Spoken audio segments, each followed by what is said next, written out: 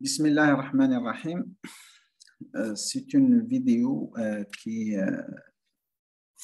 complète l'ensemble des vidéos faites sur le calcul fractionnaire. Et cette vidéo, je suis à Tamarasset. Je suis invité par l'université de Tamarasset dans un cadre pédagogique scientifique. Donc, avant de commencer, je suis très ravi et je tiens à remercier les personnes qui m'ont invité à l'université de Tam. Bon, sans tarder, je vais commencer avec la composition des dérivées entières avec les dérivées d'ordre fractionnaire au sens de Riemann-Liouville. Donc, on a d sur dx à la puissance n, donc la dérivée d'ordre 1, composée avec la dérivée d'ordre alpha égale la dérivée d'ordre alpha plus n au sens fractionnaire Riemann-Liouville. La dérivée d'ordre alpha au sens de Riemann-Liouville composée avec d sur dx à la puissance n, donc la dérivée d'ordre n de f de x, elle est égale à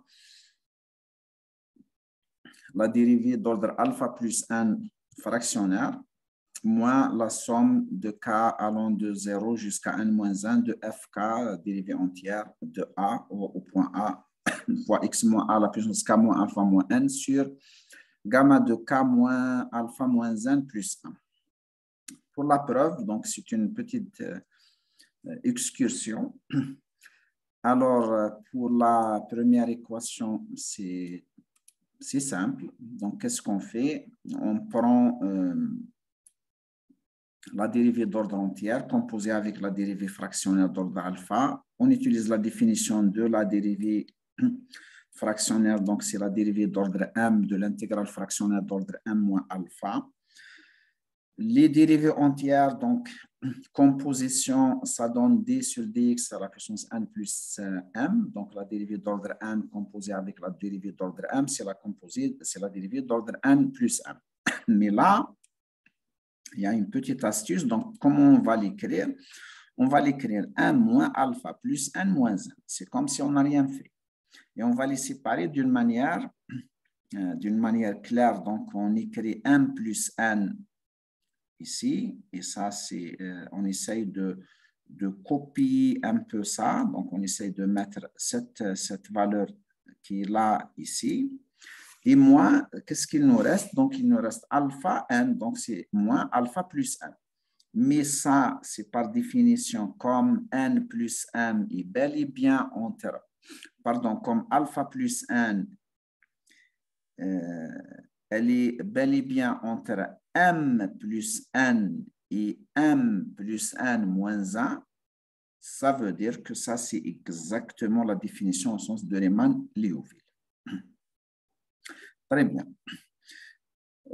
Donc, on a fini avec la première équation, égalité. Pour la deuxième égalité, donc, il faut se rappeler que l'intégrale d'ordre n de la dérivée d'ordre n, l'intégrale entière, composée avec la dérivée entière d'ordre n, elle est égale à f de x moins sigma allant de k allant de 0 jusqu'à n moins 1, la dérivée d'ordre k au point a fois x moins a à la puissance k sur gamma de k plus 1. Juste ici, je sais que vous connaissez ça, mais je vais quand même rappeler. Quand on écrit la dérivée d'ordre k au point a, en fait, on veut dire on calcule la dérivée d'ordre k de f de x et puis après, on remplace x par a. Voilà ce que ça veut dire. Sinon, il y aura quelqu'un qui va nous dire comme f de a est une constante, alors la dérivée, elle est nulle. C'est ce qu'on sait. Voilà. Donc, je dis qu'on va utiliser cette égalité. Voilà, cette formule dans la suite. Alors, pour la deuxième, donc voilà, on part de la dérivée d'ordre alpha de Riemann-Liouville de d sur dx à la puissance n f de x, donc la dérivée entière. Par définition, c'est la dérivée d'ordre m de alpha, l'intégrale fractionnaire d'ordre m moins alpha et la dérivée d'ordre n f de x. On n'a rien changé. On a gardé ça tel qu'elle était. Tel quel. Ici, qu'est-ce qu'on fait? On va faire intervenir la dérivée d'ordre n, mais on va la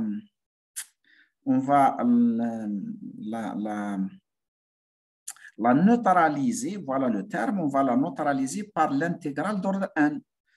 Comment? Alors, si on prend d sur dx à la puissance n, de l'intégrale d'ordre n, c'est l'identité. On a vu ça avant. Donc là, on n'a rien fait. On rajoute ici un n et on rajoute ici un n. Voilà, donc ça devient n plus n moins alpha. Il ne faut pas voir ça. Donc là, ce qu'il faut voir, c'est que ça, c'est exactement ça. Voilà, parce que l'intégrale, la dérivée d'ordre m de l'intégrale fractionnelle d'ordre m moins alpha. Quelle est la chose qui est nouvelle ici? La chose qui est nouvelle, c'est qu'on a ici plus 1, mais on a ici plus 1. Et la dérivée d'ordre entière d'ordre n et l'intégrale entière d'ordre n, ça s'annule. Donc, c'est l'identité. Mais là, qu'est-ce qu'on fait? On rajoute un 1 et on va le retrancher. Donc, c'est moins 1 plus 1. On n'a rien fait. Mais là, qu'est-ce qu'on fait? On écrit la dérivée d'ordre 1 plus 1. On n'a rien fait. Là, on écrit 1 plus 1 moins alpha moins 1, on n'a rien fait, composé avec EAN. EAN, pourquoi? Parce que ce dernier 1, on là. Mais cette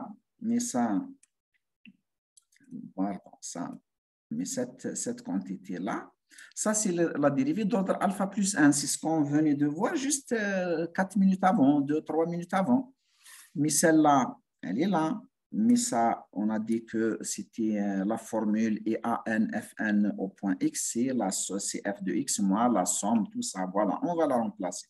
Et comme la dérivée d'ordre alpha plus 1 est linéaire, donc, elle passe donc, sur f de X et sur X moins A à la puissance K. Si on fait ce qu'il faut, donc on simplifie gamma de K plus alpha avec gamma de K plus alpha. Et on va garder ça. C'est ce qu'il fallait démontrer. Alors, une remarque ici, si vous voulez que la composition commute, ça veut dire que la dérivée d'ordre x, la dérivée entière avec la dérivée entière et la dérivée fractionnaire commute, ça veut dire que celle-là soit égale à celle-ci. Donc, il faut quoi? Il faut que les dérivées d'ordre k au point A doivent être toutes nulles. Ici, quel que soit k allant de 0 jusqu'à n moins 1, fk de A est nul, et bien on a égalité. Ça veut dire que la dérivée entière et la dérivée fractionnaire commutent. Voilà. Maintenant, composition avec les dérivées fractionnaires, c'est-à-dire la composition de la dérivée fractionnaire avec la dérivée fractionnaire d'ordre différent. Eh ben, on va démontrer une propriété des deux, soit de 13, soit de 14, mais c'est identique comme alpha et bêta sont symétriques. Et d'ailleurs, j'aime beaucoup cette astuce quand on a la symétrie. Donc, on démontre juste une chose et on dit par symétrie, on a l'autre. C'est très, très joli en mathématiques. C'est très mignon. Donc, alors, pour alpha et bêta, on fait la démonstration donc, de la première et la deuxième, on va la déduire par symétrie. Bon.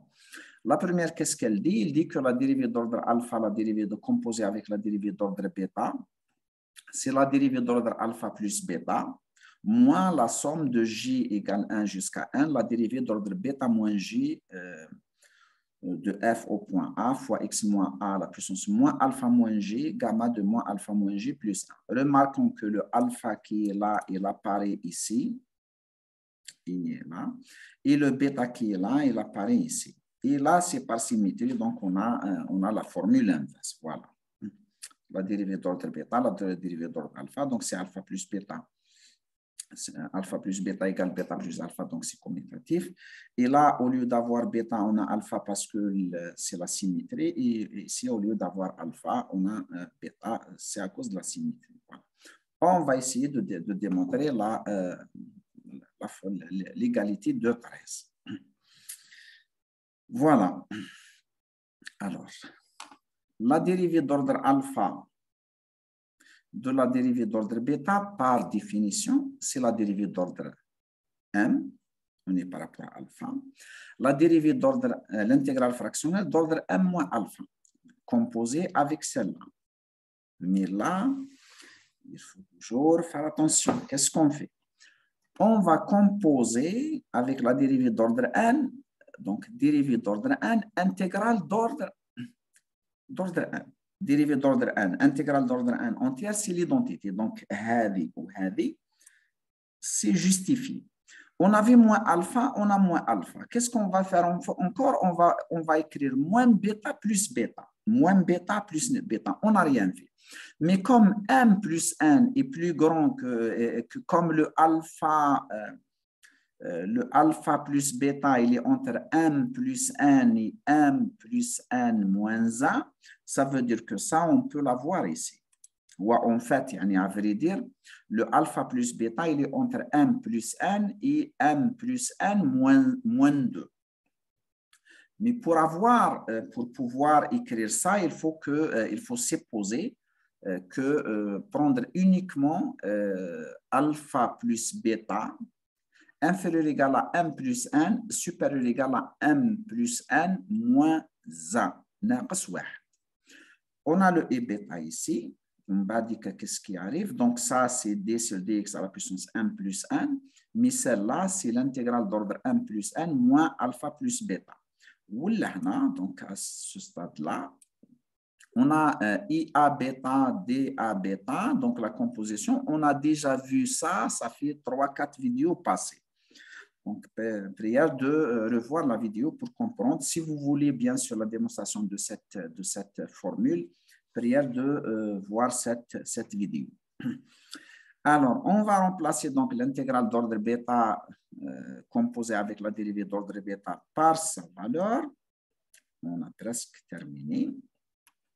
Et celle-là, comme avec l'hypothèse que alpha plus bêta est inférieur ou égal à m plus n, qui est vrai et supérieur ou égal à m plus n moins 1, en fait, elle est supérieure à m plus n moins 2. Mais on suppose qu'elle est entre m plus n moins 1 et m plus n, chose qui est possible. Alors, dans ce cas, ça sera la dérivée d'ordre alpha plus bêta de f de x moins, donc parce que donc ça c'est la dérivée d'ordre alpha plus bêta, donc la linéarité, donc ça sera donc la dérivée d'ordre alpha plus bêta de f de x moins. Celle-là, elle reste parce que c'est une constante. Celle-là, c'est une constante. Donc la dérivée d'ordre alpha plus bêta va intervenir sur le monome x moins a à la puissance bêta moins g. Abracadabra, on simplifie ce qu'on a simplifié et on calcule la dérivée, chose qu'on connaît maintenant à ce stade-là. Et on aura cette dernière formule. Ce que ça veut dire tout simplement qu'on a démontré la formule de la première formule. En interchangeant alpha et bêta et bien sûr m et n, on va obtenir ça. Voilà. Alors, la composition des opérateurs et la composition des opérateurs fractionnaires, donc des dérivées fractionnaires et commutatives, à condition que la dérivée d'ordre alpha moins g au point f de a est nulle et la dérivée d'ordre bêta moins g au point de f au point a est nulle pour g allant de 1 jusqu'à n et de 1 jusqu'à m. Voilà les conditions sine qua non pour qu'il y ait égalité. Sinon, en général, les opérateurs de dérivation fractionnaire ne sont pas commutatifs. La composition n'est pas commutative. Sur ceci, je vous dis merci. À une toute prochaine vidéo. Je vous remercie et à la prochaine.